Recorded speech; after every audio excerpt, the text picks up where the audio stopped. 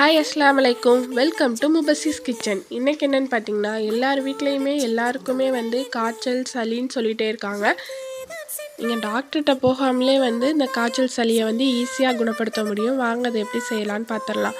இந்த ஒரே ஒரு கஷாயத்தை போட்டு குடிச்சு பாருங்கள். காய்ச்சல் சளி இருந்த இடமே தெரியாமல் போயிடும். வாங்க எப்படி போடுறதுன்னு பார்த்துடலாம்.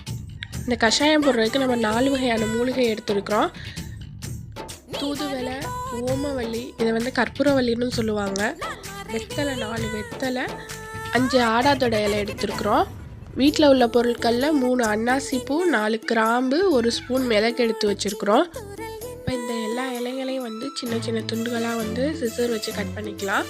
நெக்ஸ்ட்டு பார்த்திங்கன்னா, நம்ம வச்சுருக்க மிளகை உரலில் போட்டு இடித்து எடுத்துக்கலாம். ஒரு பாத்திரத்தில் 1/2 லிட்டர் தண்ணி ஊற்றி எடுத்துக்கலாம்.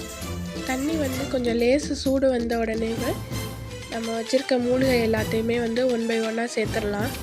ஆடாதோட, தூதுவளை, வெத்தலை, ஓமவல்லி எல்லாத்தையும் சேர்த்துடலாம். நெக்ஸ்ட்டு பார்த்திங்கன்னா, அன்னாசி பூ, கிராம்பு, மிளகு, அதோட 1/2 ஸ்பூன் மஞ்சத்தூளையும் சேர்த்துக்கலாம். இதை நல்லா மிக்ஸ் பண்ணி விட்டு நல்லா கொதிக்க விடணும். இப்போ நம்ம 1/2 லிட்டர் தண்ணி ஊற்றிருக்கோன்னா அது 1/4 லிட்டராக வற்றணும். அந்தளவுக்கு நல்லா கொதிச்சு வரணும்.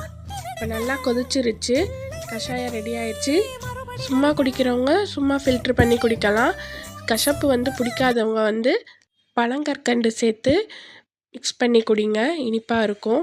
இதை நீங்கள் காலையிலை மாலை 2 வேளை குடிக்கணும். 3 நாள் தொடர்ந்து குடிச்சு வந்தீங்கன்னா நெஞ்சு சளி, காய்ச்சல், இருமல் எல்லாத்துக்குமே ரொம்ப நல்லது. இதை நீங்கள் குடிச்சு வந்தீங்கன்னா உங்களுக்கு நல்லாவே பெனிஃபிட் தெரியும். ட்ரை பண்ணி பார்த்துட்டு கமெண்ட்டில் சொல்லுங்கள். பாய். அஸ்ஸலாமு அலைக்கும். நம்மளோட சேனலை சப்ஸ்கிரைப் பண்ணுங்க, லைக் பண்ணுங்க, ஷேர் பண்ணுங்க, கமெண்ட் பண்ணுங்க.